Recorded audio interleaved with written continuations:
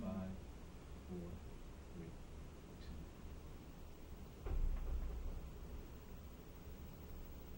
Hello, I'm Dr. Daria Brzezinski, and you are watching What Wise Women Want, here on Charlottesville's Public Access Comcast Channel 13. Every week, we talk about topics that are relevant, we hope, to you, and will keep you informed. Ladies, we are 52% of the population with 85% of the purchasing power. Let's use that power to make informed choices for yourself, your family, and your community. You can find out about our programs and the panelists, our contact information on www.whatwisewomenwant.com. Remember, wise is spelled with a Z. That's www.whatwisewomenwant.com.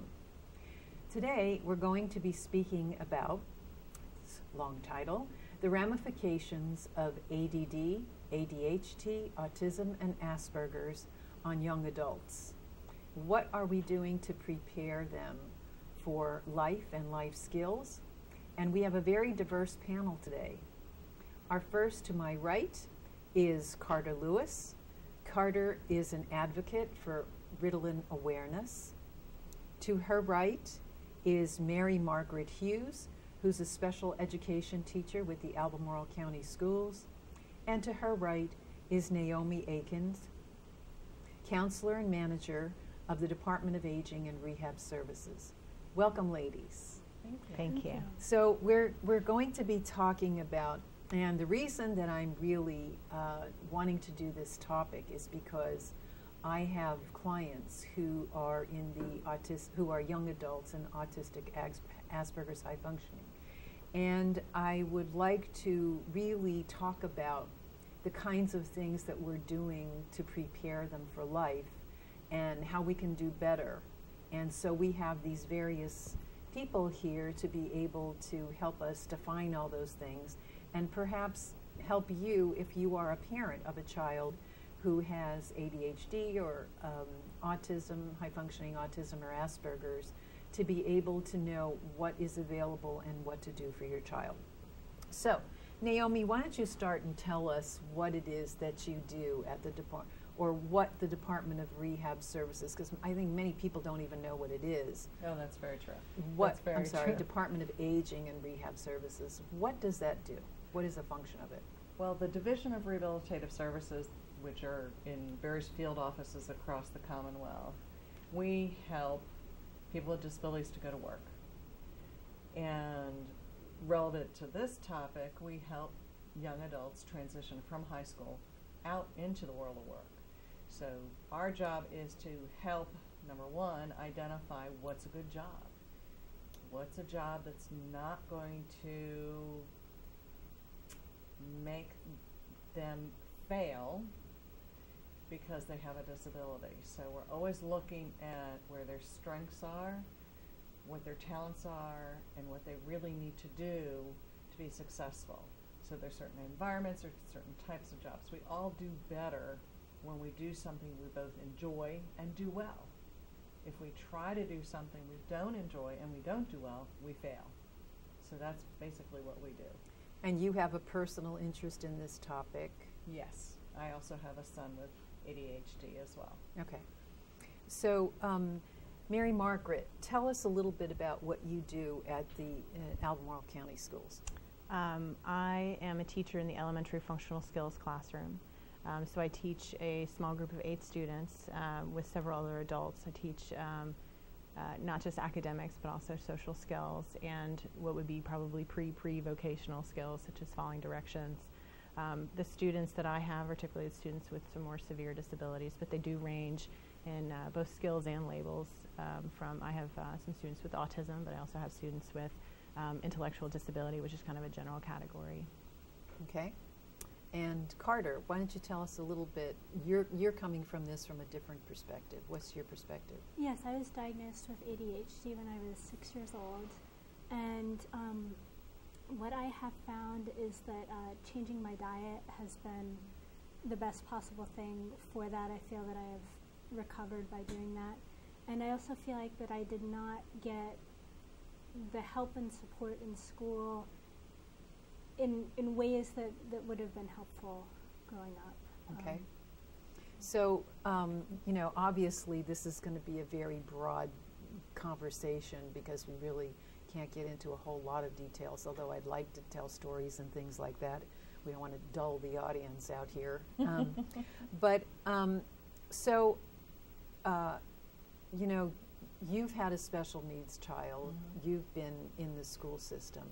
So tell us a little bit about, and you're a teacher, and so tell us a little bit about, now I know, being in the business world, what we are looking for in hiring, and one of the other reasons why I want to do this program is because of the amount, the numbers of youths who are being labeled ADHD, autistic, Aspergers, who are now graduating and coming into the workforce, and what that means for them.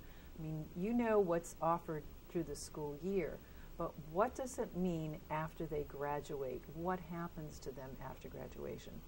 So, tell us a little bit, tell us what the school offers in terms of specific for a special needs child. I mean, does every student get a resource teacher? Do, you know, what kinds of things? Well, the logistics of it are students are found eligible under a certain designation, and people call that a label. And so it's there's a primary disability, but there also could be a secondary and a tertiary disability. So based on that, budget is awarded a certain number of points per student based on their disability and the amount of support that they're going to need. So then we are staffed based off of that point system. So all of our students give us with a little disability. idea what that Okay, means. so for example, a student with autism receives 5 points. Okay. And so students who require fewer supports will get 3 points or 2 points or 1 point. And so Now the autism spectrum is vast. it certainly is. And so everyone on that spectrum gets a 5. Most of them. Okay. Most of them. Okay, good to know. But depending on the support services that they need, again, it's a very individualized basis. So if it's a student who does have a lot of skills, then they may not require as many points because they don't require as many services.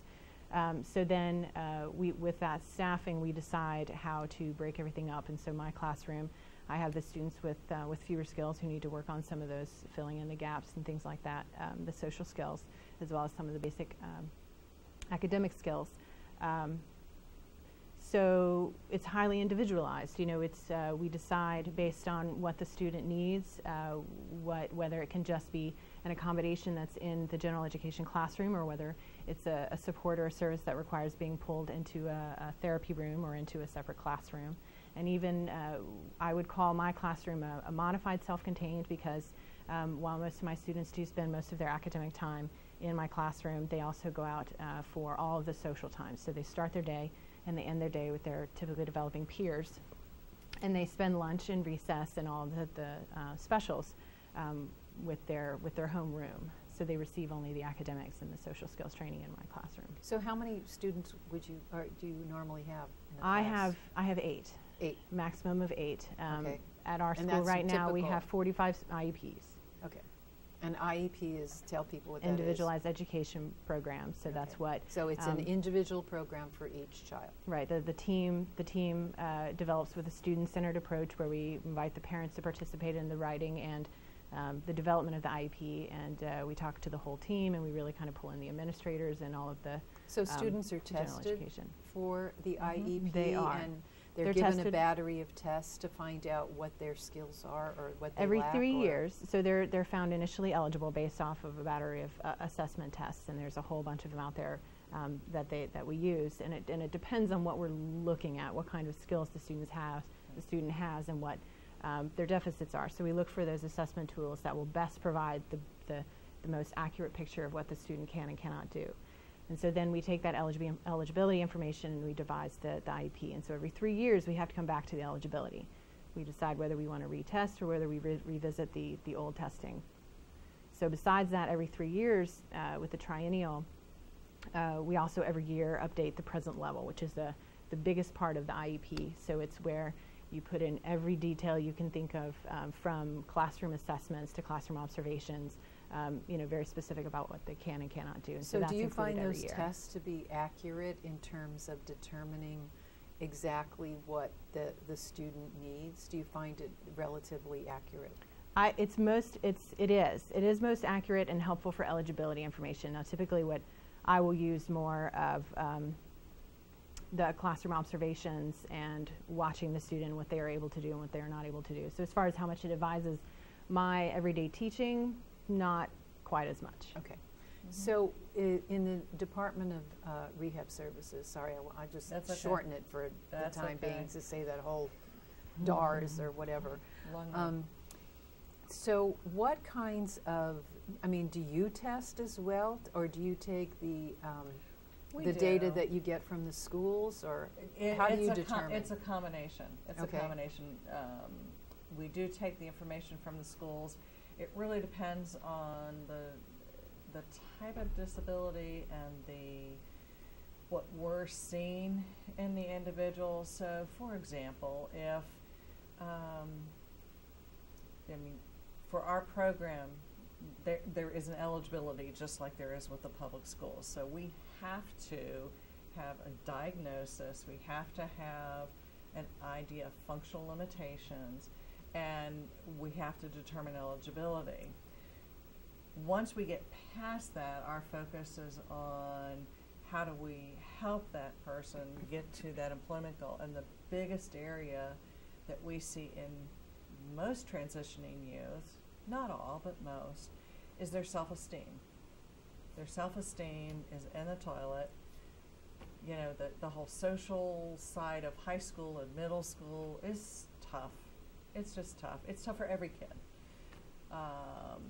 And so depending on how well they've found their niche, how well their parents have supported good mental health and wellness and given them opportunities for successful activities that they like to do out of school.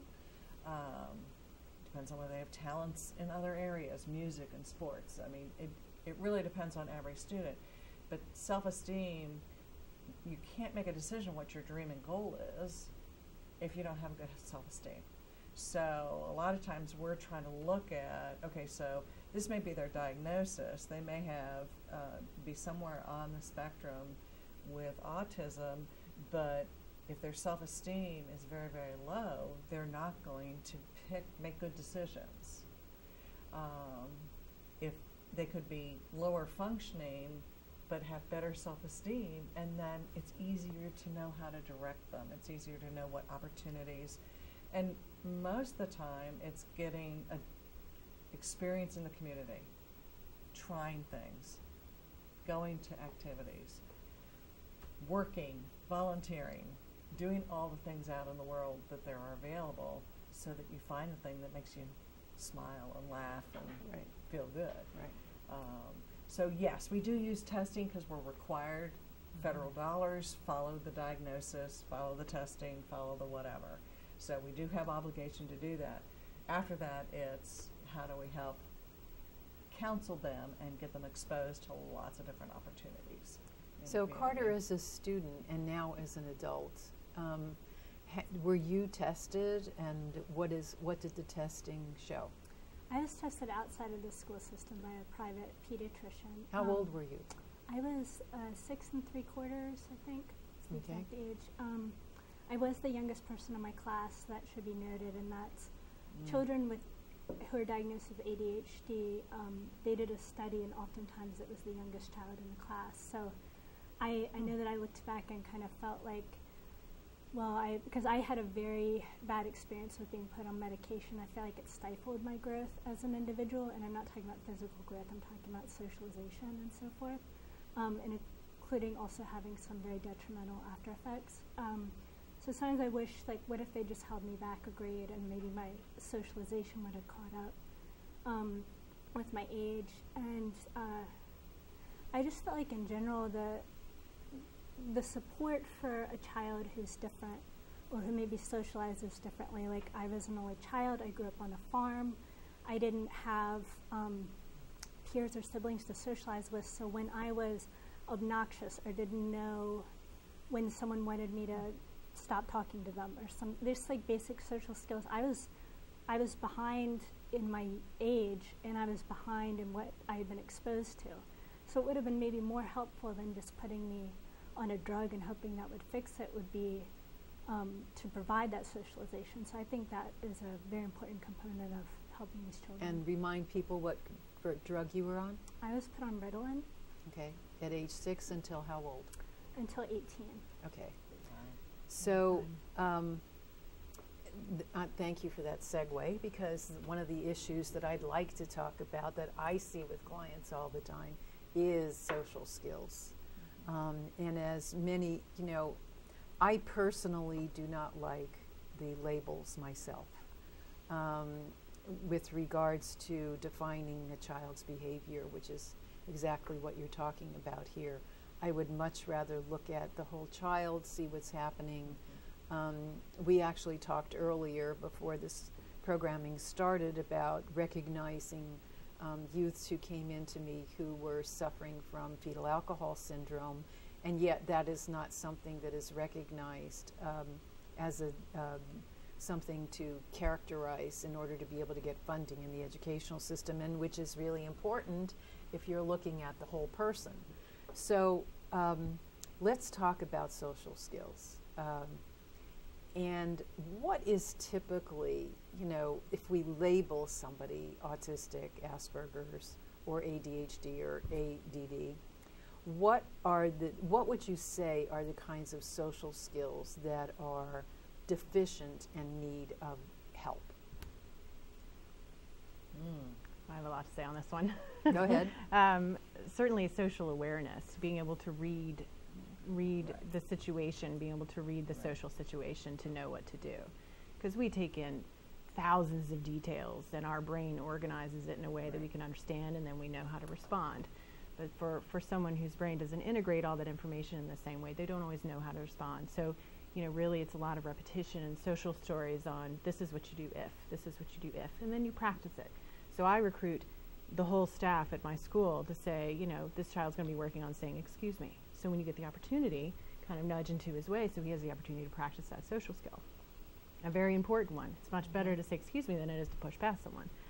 So, we take the social skills piece by piece by piece, and then we just try to put it all together by practicing with, at the elementary age, the community really is the rest of the school. So that's our model. So we go to the rest of the school, we practice it in our classroom, and then we go to our community, the rest of the school, to practice it, both with children as well as with adults. So, obviously does every school do this in the district, breaking it down like this? Because it doesn't seem to me I get students who have this kind of skill. I can't speak for the way other Okay, so teachers it's not do it. necessarily a school-wide kind of thing. It's a particular district-wide? Probably not. I don't know. It's going to vary with every teacher has their own style. Every teacher has their own idea of what's important. So knowing how to read a situation is one of the social skills that these kids lack. And as you pointed out earlier, perhaps immaturity was a factor, and yet, here we are labeling these kids instead of teaching them or waiting for them. We don't have any patience in our society, waiting for them to catch up with that skill. I know I could list tons of skills. Naomi, can you name another skill, social skill? Well, I think that the reading other people is probably the number one skill, but also making eye contact. That oftentimes if somebody doesn't make eye contact with you, you feel like they're not interested in what you're saying, you feel like they're ignoring you, and if you put that in a work setting, the boss gets upset. Right. Because they think you're ignoring them or being disrespectful. And so learning how to make eye contact, or at least short periods of eye contact where you're comfortable with that, is very, very important. The other thing is asking questions. If you don't understand what somebody else has said, you need to ask a question to get it clarified. So, again, if I don't understand the instructions my boss has given me, and I just go ahead with it, I'm going to make a mistake. Right. So then, it's another failure opportunity, but being comfortable that it's okay to not know, and it's okay to ask questions, which I think in our society is not very acceptable. I think, you know, we're supposed to present as smart and Right. know everything. Well, we don't. Right. We need to learn. We need to ask questions. If more people would ask questions, I think our world would be a little better. Well, some of the other skills that I've seen that students tend not to have, these types of students don't have, is, you know, we all take for granted reading facial cues, for example, and they have no clue, you know, what your facial cue is if you're upset or angry, or they just have no concept of what that is. And another one is jokes. I see it all the time, especially when they're in a work environment and somebody, for example, calls them lovingly a name, okay, that they did something on the job. And this happens a lot to males, I've discovered, who are in a working environment and they get a nickname for something they did that was maybe inappropriate, or, you know, they didn't know what they were doing, like backing up a car and hitting a bumper or something of that nature. And they get, you know, let's say a nickname, Crash. And so, the special needs person takes it so seriously that, you know, they're making fun of me and don't recognize that this is a bonding kind of thing among males, so to speak. So, you know, we're just telling you small little snippets of the kinds of social skills that these individuals need, that they have been lacking, are in their life. Did you have, what kinds of social skills did they consider that you needed, that you were missing? I guess other students found me obnoxious at times, and that I would, I guess, talk to them and not know when they weren't interested, and that's not something that's persisted. I mean, obviously, if I describe that symptom, it sounds like Asperger's, but it wasn't. It was an emotional and social immaturity, which I quickly grew out of. And I think that they viewed it as this really long-term thing. And as I said before, I didn't have siblings. I grew up on a farm. I was, you know, experiencing peers for the first time and kind of getting to know what social interactions were like. And you were experimenting. Yes, and I think I was also a very intelligent child, and I think I would get excited about whatever my latest discovery was, and perhaps, you know, to the exclusion of realizing that maybe someone else wasn't as interested. But that is something that I learned, and you know, as most people did, and maybe I was a little later to learn that than some other children who grew up in a different setting. But you know, it's not a long-term problem. Well, when I take my Asperger's clients out, I take them out into public to see what their skills are or not. I find it interesting on how they will walk up to somebody and immediately start talking to them, and then not being able to read the fact that this person does not want to be, you know, even though they're amiable and, you know, wonderful and sweet and kind, and they just want to talk to them, and, oh, your daughter is really dressed nicely. They don't read the signal of the person who's saying, I want to be left alone, you're intruding on my space. So that issue is a boundary issue. I just think we have to be careful imposing such a diagnosis on someone who's 6 versus someone who's 15 and still having that problem. I agree. You're absolutely correct. And you also talked about asking questions.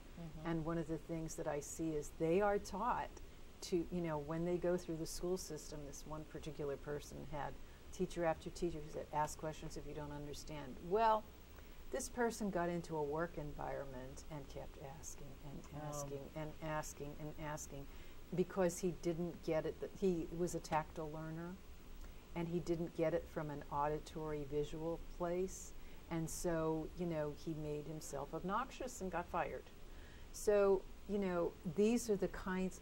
How do you teach kids these, you know, if they're missing all these social skills? What's the best way to teach them? Because frankly, I'm frustrated, you know, and I don't particularly like sending them to Woodrow Wilson, where they have to relearn everything. What are the kinds of classes that they life skills classes and anger management? I don't think you should feel badly that students need to go to Woodrow Wilson. In many ways, it becomes a very normal experience for them, because when they go to Woodrow Wilson, every single student there has a disability. Right. And so for the first time in their life, they are with peers. Yep. Exactly. And the whole school is Yep. peers. Yep. So it would be nice that everyone got everything they needed before they turned a certain age, but between the needing more time to mature, not always having the right ability to learn things, having, you know, the pressures of funding and everything else that we have going on right now, there's a really nice growth opportunity there. But the program you're referencing, the Life Skills program at Woodrow Wilson, focuses on social maturity, focuses on taking care of yourself, independent living, shopping, budgeting, everything that you need to be a fully functional adult in our community. And so it's a really cool program for our young adults to attend, because, again, they're not being compared Right. to Normal. Quote. well, Quote, unquote. I don't like that word, but kids who may not have a disability. Right. So that, because normal to me, what's normal? Exactly. There is no such You thing. know, and thank gosh we're all different. Right. I think being different is Well, that's why I part of said the quote unquote. pleasure of it. But they really do. They're, you know, for some of the students, it's the first time away from home. It's the first time, you know, they have to make their beds. They have to get up at a certain time, so follow a schedule, do all their grooming, and, you know, they go through all the grooming stuff and all the different aspects of you. This is what you have to do if you want to live independently as an adult. And it's, you know, a lot of times, well, when I think back of the first time I was on my own, I said, oh, this is a lot harder than I thought it was going to be. I still remember going, okay, I ran out of food here. How do I learn to stretch my food better Right. so that I have food to eat? And what are the jobs I can pick up to help earn a little bit more money to make sure I pay the bills? You know, everybody has to learn some of these things. Right. And unfortunately, that's not necessarily a priority in our current school systems, which is sad. I mean, I don't know. I took home ec. I Right. took shop. Right. I learned how to do recipes and cook. I learned how Right. to sew. I learned how to decorate my house. I think there are a lot of things about that are important for everybody to know. Life skills. And the checking book thing, to me, should be a mandatory part of every student leaving school. My kids had it in 5th grade at Cale. They had a checkbook, and they got points, and they got to buy things, and it was the best lesson.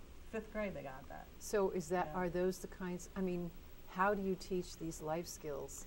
Because you have to really pinpoint them and separate them out little by little. You do. And so, like I said, I recruit the entire staff. So one of the things that we do is we do some volunteering. So we collect box tops. So this year we collected box tops from all the grade levels. We counted them out, we cut them. So these were all functional skills for my students. They saw the project from beginning to end. It was one child's job to gather the box tops. It was another child's job to count them. It was another child's job to sort them. And so those kind of things, when you those are the context in which you practice those pre-vocational social skills, following directions, you know, sticking to a task analysis. This is what I do first. This is what I do second, and being able to, you know, you get a child to a place where they're able to do that in a routine way, and then you start to throw in problems. Oh, it's not. This isn't where it's supposed to be. How do you problem solve that to figure out what you do next? Because they. Right. So then you try to make them a little more flexible with that routine. Another thing we do is we volunteer with the preschool class, and we feed them lunch. So we go to the cafeteria, we get their lunch, we portion it out, and so that, again, there's more pre-vocational skills. You're not only are you interacting with my students are interacting with the little bitty kids, and so they get to feel a little bit of that pride of being the older student, and they're here volunteering, and then they get the organization, they lay out all their materials, and they set them out, and they have to count.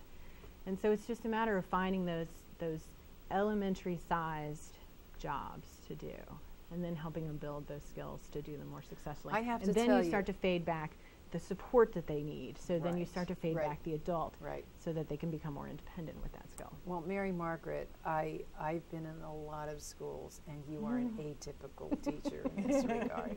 Because did you have those kinds of experiences? No, I mean, the school I went to was a regular private school. It wasn't a school that was attended to children with special needs.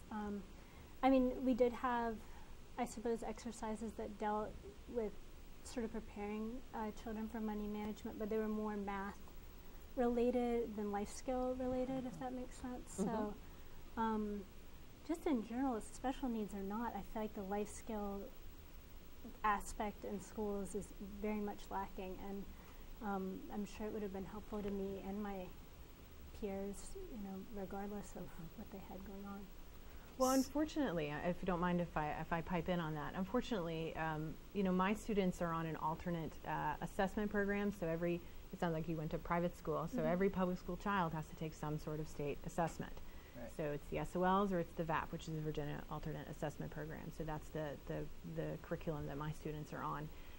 However, even though a child has a disability, they still have to pass one of those tests, and so the teachers are put under the same amount of pressure to teach those SOLs, and it doesn't leave a whole lot of room, unfortunately, for teaching those finer nuances of things. However, I think the pendulum is starting to swing more towards the maker movement, which incorporates a lot of those, that working together, the social problem solving, as well as the problem solving with your project.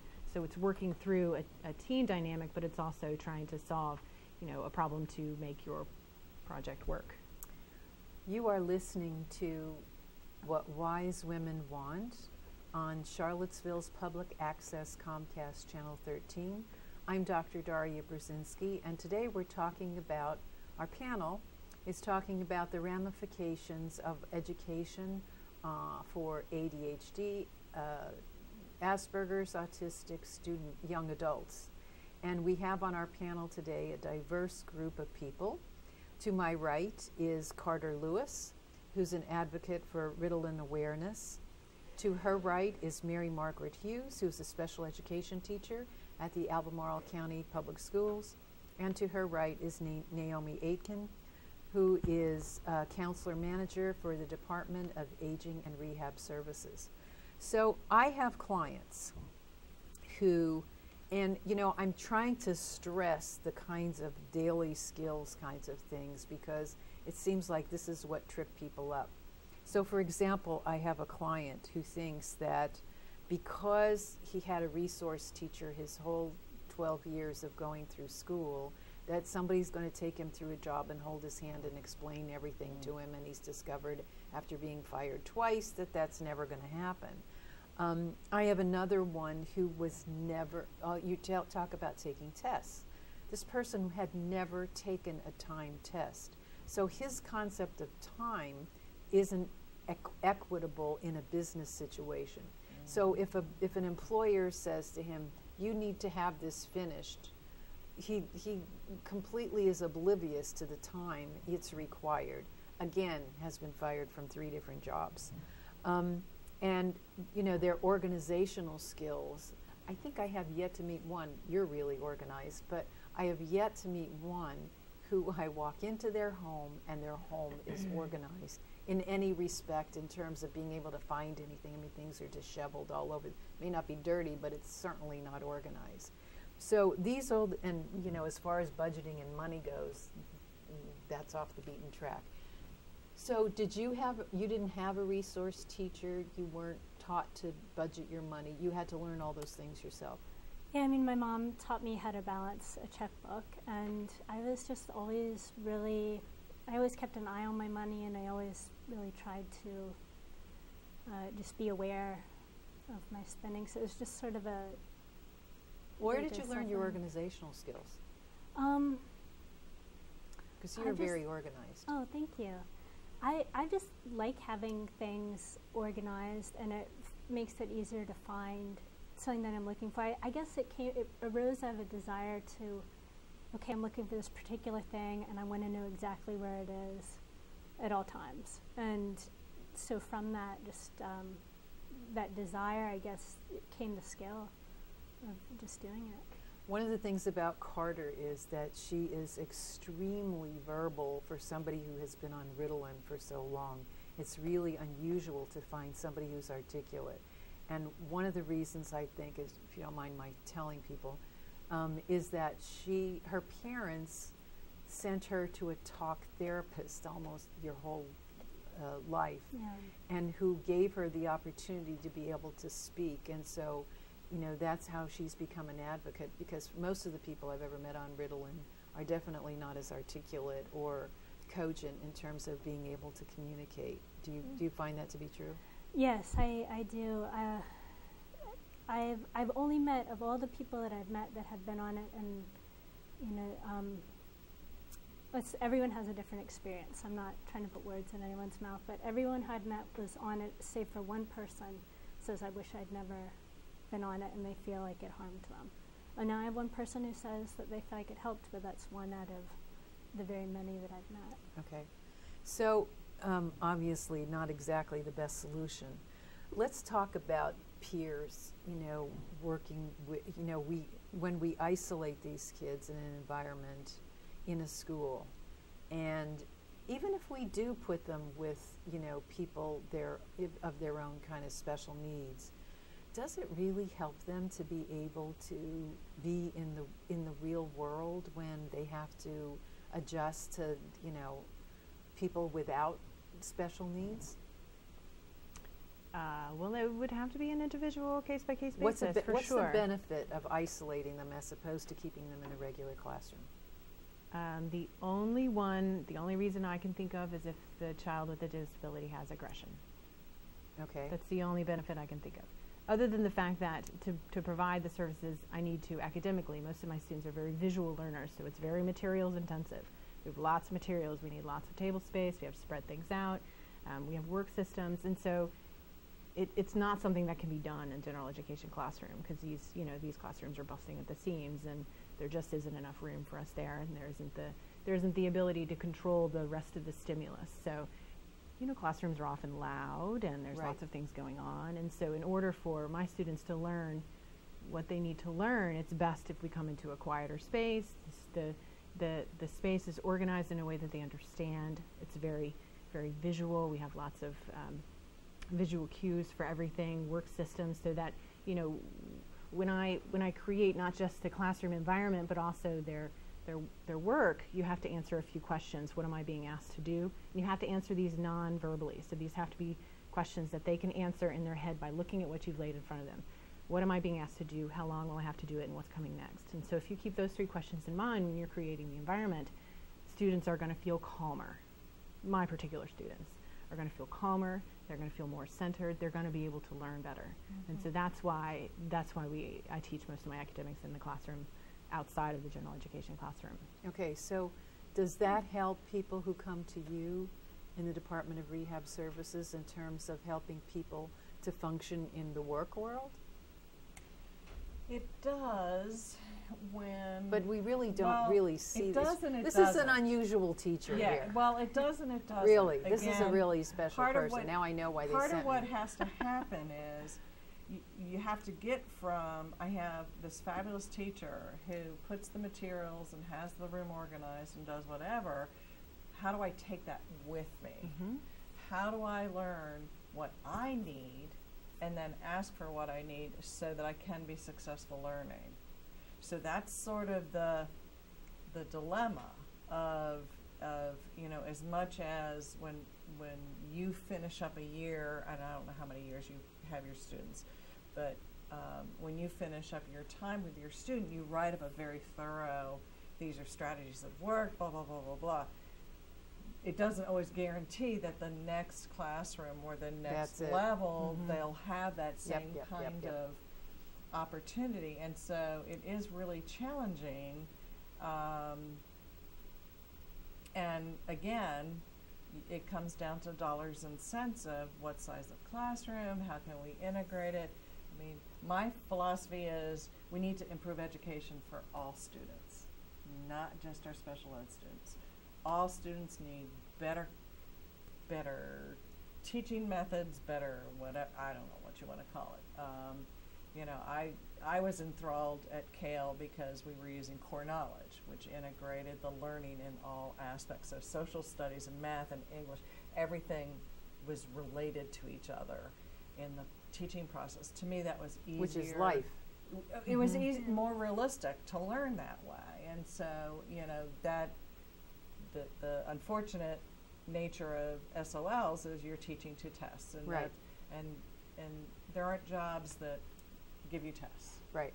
So, you know, it really doesn't help any of our students when what they need to do is be creative. They need to problem solve. They need to, you know, they need to know, how do I learn best? How do I tell Yep. somebody else how I learn best? Yep. So how do I ask for the learning? If you would just demonstrate that to me, then I will be able to do it. Mm-hmm. If I have a list that says step 1, 2, and 3, so the smartphones have been just invaluable recently. You know, we have a culture of Right. we have to pay attention that, you know, when you go into the workplace, you're not texting your friends or talking to your friends all day long. However, as an assistive technology device, somebody's doing work, they can use their smartphone, checklist, pictures. This is how it's supposed to look. When I put that Subway sub together, it's supposed to look this way, and I compare it to it. Right. These are the steps. This is what I'm supposed to ask. When I get stressed out, what are some helps? Right.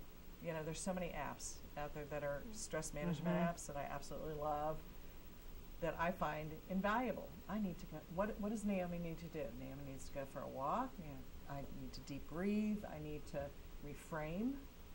I need to go to my positive thinking place. Right. You know, there are all sorts of different things, but everybody's different. Right. But if we don't help folks learn what is that I need and how do I express it? And one of the things that, you know, I'm dyslexic. And so, but in the days when I was going to school, there was no such thing. There was no such term. I mean, I would walk through glass doors because I didn't see them, and to this day, if I'm tired, I reverse numbers all the time. But the thing is that there was no special class for me. I had to learn how I learned, and to be able to function in the world and do it, you know, as best as I could by teaching myself coping skills and the other kinds of things. Granted, I didn't know how I learned, and so I developed coping skills, but by the time I got to college, that failed me because it worked in high school, but it didn't work when I got to college, and I had to relearn, you know, how to study skills and things of that nature. Mm-hmm. So, you know, I'm just trying to figure out, and we have this young lady here who didn't have special education or special teachers, and has really, you know, adapted and become a functioning, high-functioning person herself. So do we really need all this specialness in the classroom, or can we learn it, you know, in regular classrooms rather than? And my other question is, which I think I want to ask first, is I'd really like to know how much money the school district gets per child that they identify as handicapped. Do you know what that is? I don't, and I don't know that that's how it's allocated. I don't think it's per child. I honestly, I don't know any more than Well, that. they get per child $7,000 to $8,000, and I have been told by other school districts that they get, not in the state, but in other states, up to $150,000 a child. And I thought to myself, what better way to get more school funding than to keep identifying more and more of these kids as handicapped in order to be able to get more resources. And You get dinged if you over-identify. sorry, People are paying attention for over-identification.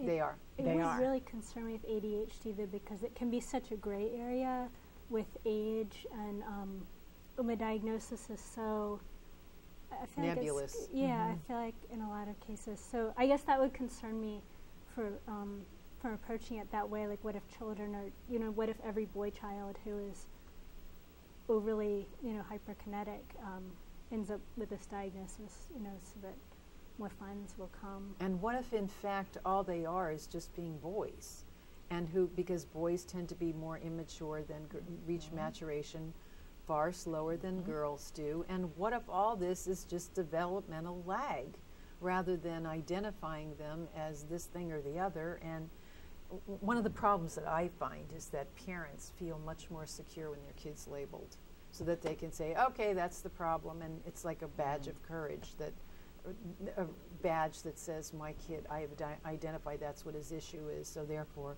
we'll drug him, and that's how we'll deal with it.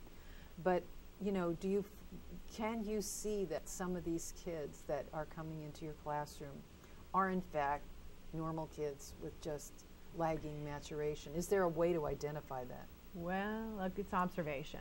It's observation, and it's really being able to tease apart. What I think we're seeing a lot at my school is teachers misunderstanding the English as a second language piece as a need for special education. Yep. And so what you have to do is we work on kind of a tier system, and so it's to be most efficient, so the kids kind of filter through. There's tier 1 and tier 2 interventions that teachers are expected to apply within their classroom, within the general education classroom. If this doesn't work, try this. If this doesn't work, try this. So there are things that and unfortunately it's a variable. That teacher who you have in the front of that classroom is a huge variable. It can it can tilt it towards a really positive way, or it can tilt it towards a very negative way. I'm fortunate to work with a wonderful group of very caring teachers. However, it is difficult when you're looking at a classroom of 25 students. It is very difficult with SOLs and testing and all the other things that have to. So much. And I'm not judging teachers here. It's the system itself.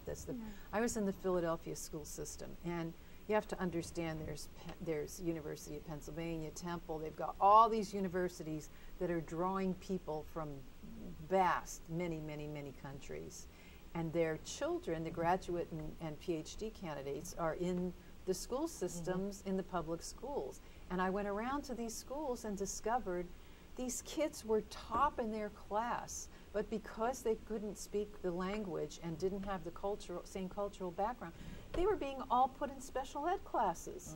And I said, whoa, and the parents didn't understand what it was that was happening to their children.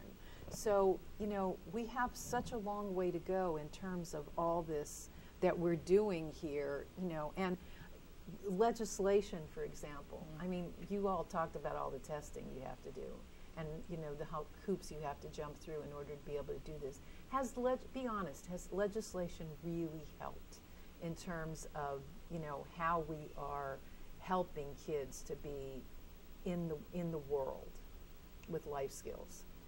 What has legislation done? From my perspective, legislation has been extremely helpful, and knock on wood, it will continue to be.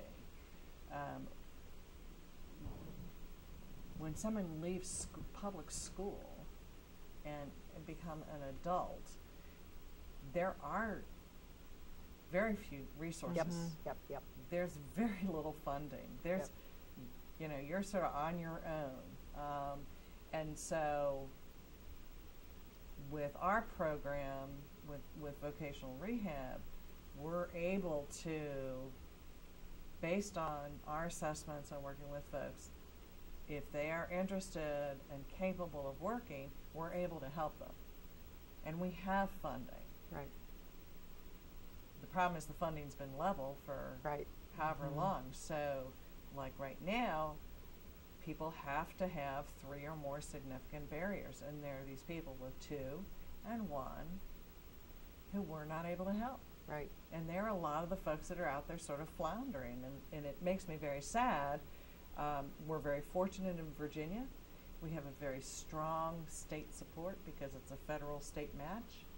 In our state, we get more money than most other states do from the state. So we can draw down the maximum federal dollars. And that's a godsend. But that's taken a lot of our work with the legislators explaining this is what we're doing. Because if I put somebody to work, then they become taxpayers. Exactly. If I get them off benefits, then we're not paying them Social Security. Well, magic that. Right. So it really, it's one of those things.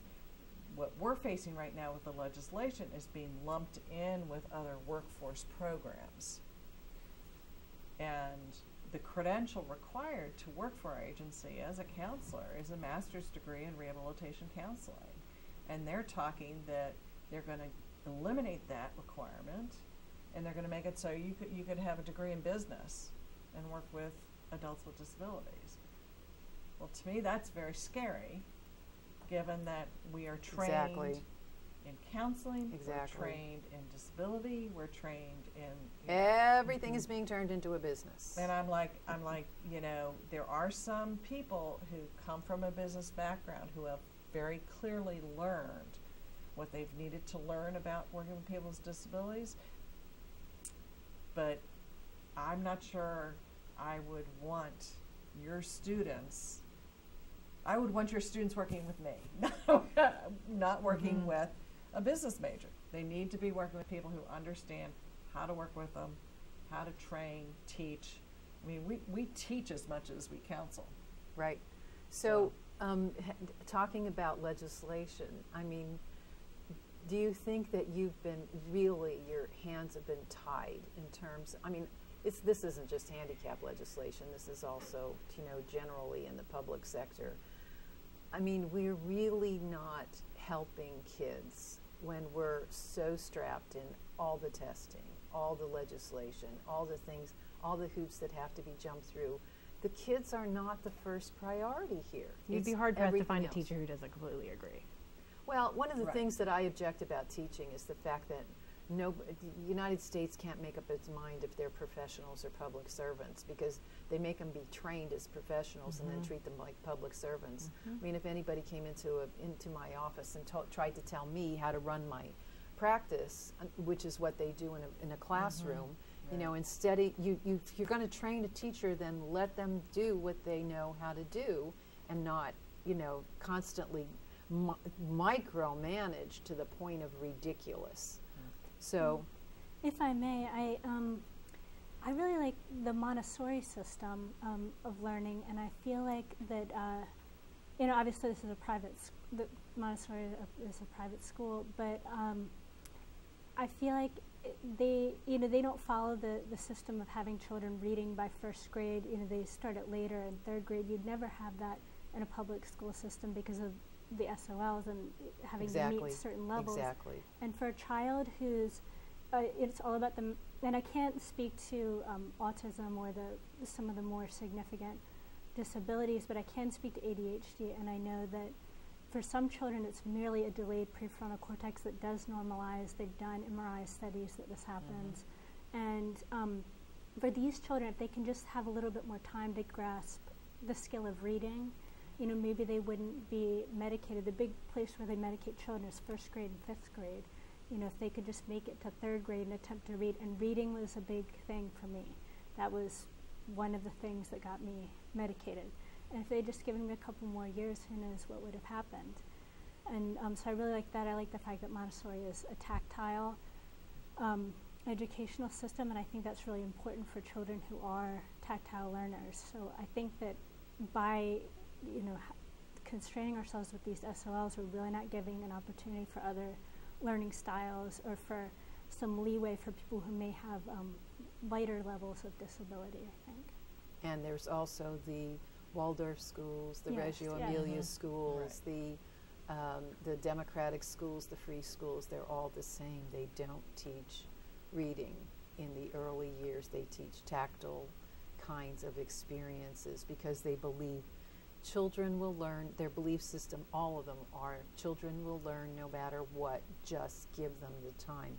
They learn language. They certainly can learn how to read and do other kinds of things, even if it's just by modeling behavior. And so you're right, that was a really good point. You know, it's the system itself that is creating all of these children, you know, that we're having to deal with. I mean, do you see a lot of drugs in your classroom? I don't. You don't? I don't. You don't have children who are drugged in your classroom? Not that I'm aware of. Really? That's amazing. I think I have a couple students who are on things for stomach issues, but I don't. That's amazing. That's fantastic. I think, you know, the pharmaceutical industry in my particular profession have really done a disservice to our youths and our children. And my concern is when they get into the workforce, what is it going to be like when they've created these, drug addicted people for the rest of their lives? Carter's really great because she found her way out, but how many kids keep on, being on prescription drugs?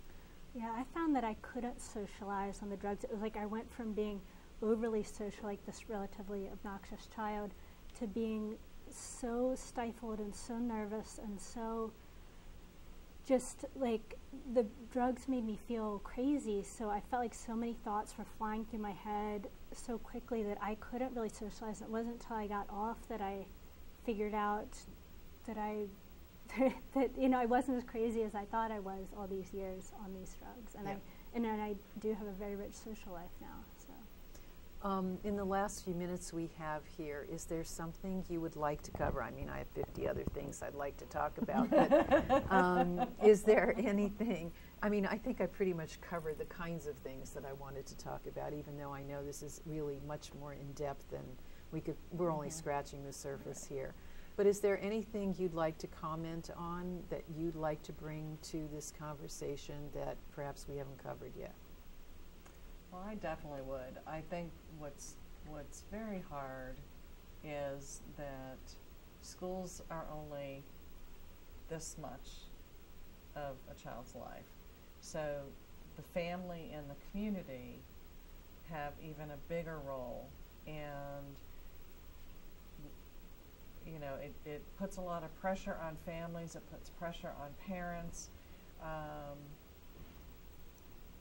but parents need to have an expectation of their child being successful and doing things. Yep. Every parent can start by having their children be responsible, where they put their book back, that they take their shoes off. Little children have responsibility. You have to, I don't care what functioning level your child is, you need to have your child be responsible. Because if you don't, then they become adults and they can't function. Yes. They have to learn it as early as possible. And that's why I love the farming community, because I don't care who you are, if you live on a farm, you have chores. Yes. And you have work. Yes. And that's a good ethic to have. Yep. But the best thing that a parent can do is have high expectations for their child. The higher your expectations, the higher the child's going to reach.